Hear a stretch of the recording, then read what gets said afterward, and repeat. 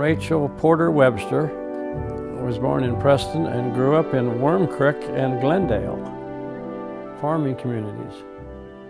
She wasn't real tall, 5 feet tall, I would say, maybe about that tall. On Sunday, I think she always made a cake.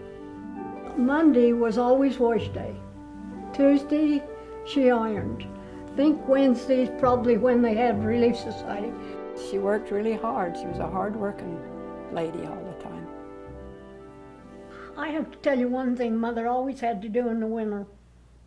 Didn't matter if there'd have been 10 feet of snow. When she washed on Monday, the clothes had to go out on the line. Mm-hmm. And then they froze. So then, after we got home from school, we had to bring them in, and they just stood up by themselves till they thawed out. They thawed out. I thought she was very easygoing. I don't ever remember ever getting really mad. She probably did, but she didn't tell us about it, or we didn't notice, I guess.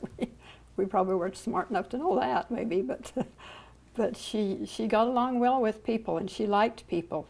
And I think people liked her, too, a lot. My mother had lots of headaches for some reason.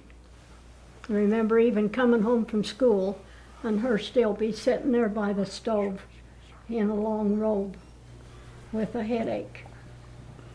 I think it was Vonda when she was little, and Wayne, we had a little wagon, and Wayne had put her in this wagon, and our house, you could go right around like this, the doors open. He'd put her in that wagon, and away he'd go, round and round in that room.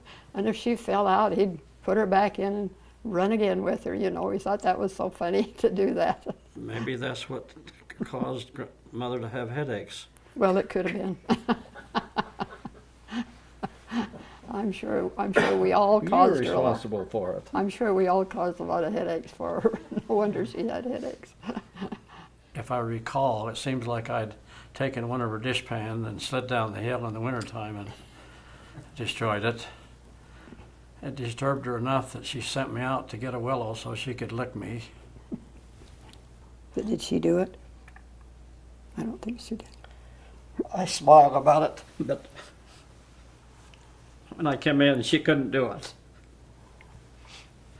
I don't know, perhaps that describes some of her.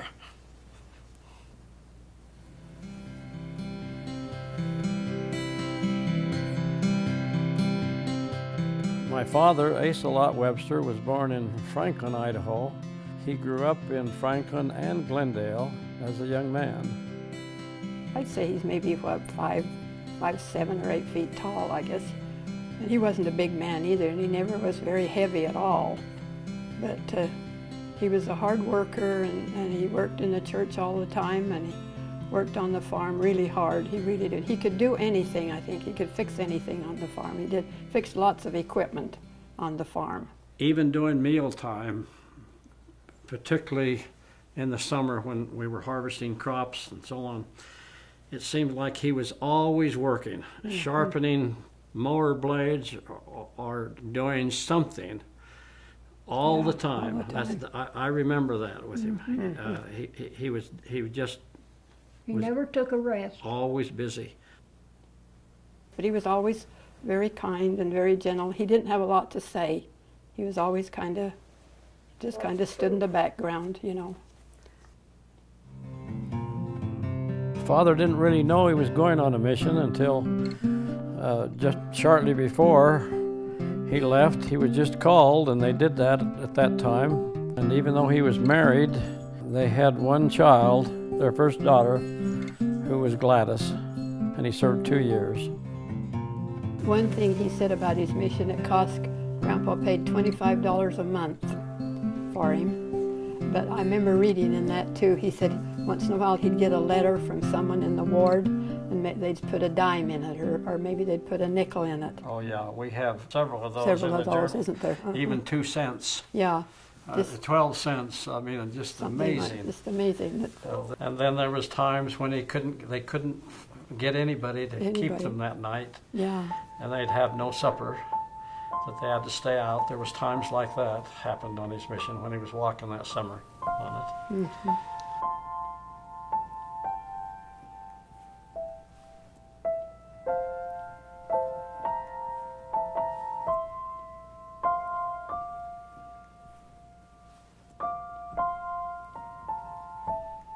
After he came home, he and Mother lived in Glendale, Idaho, on the farm where they began to raise a family.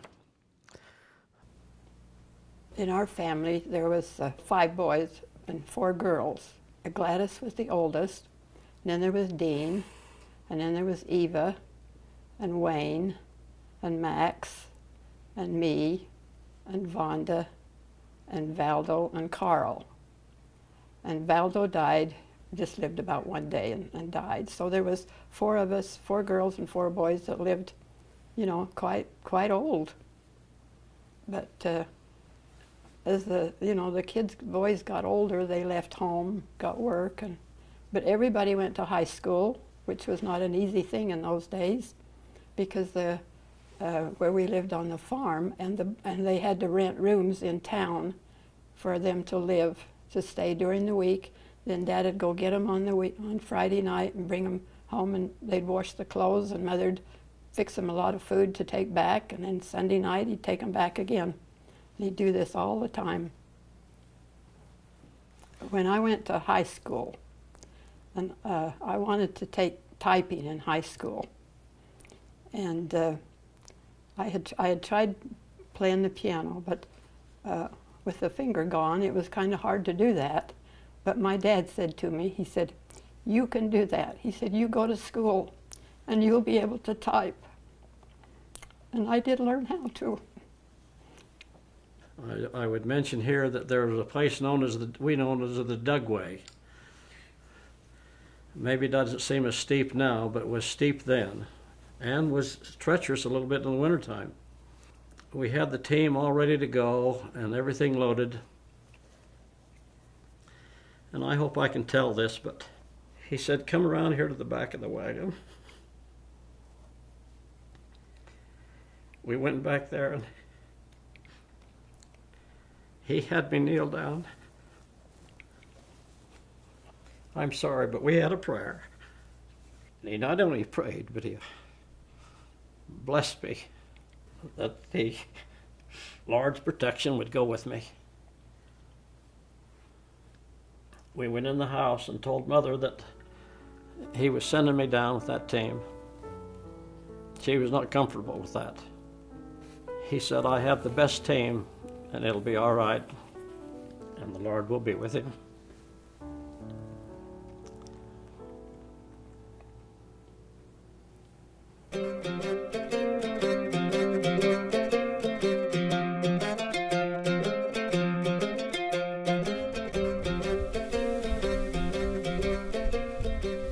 I remember when we got electricity, and then we got a fridge. Whoopee-doo, it was just, it was just overwhelming. You know, to have indoor facilities, bathroom, when we finally got in, it's just really hard for people to actually, I think, believe it nowadays. I had the responsibility, I remember, of cleaning the barn out after the milking was done. And I guess all of us did milking. I remember that I hated stripping the cows, and young people today wouldn't know what that was. That's getting the last ounce of milk out of the udder of the cow. I remember that we finally got milkers for the cows. Oh yeah. That was literally a gift from heaven. That was. When we got that surge milker. Mm-hmm. One of the jobs I had, I think of another one, and that was cleaning the coop, chicken coops. Oh yeah, that was hard work, wasn't it? I done that too. You used to have to go out and kill the chicken, cut the head off, and clean it. Clean it. That was very exciting, especially when you didn't get a good whack at it the first time, because then the chicken would go flying all over and you had to catch it. The crops on the farm was hay, alfalfa, meadow grass, wheat, barley. We spent weeks and weeks putting up fruit.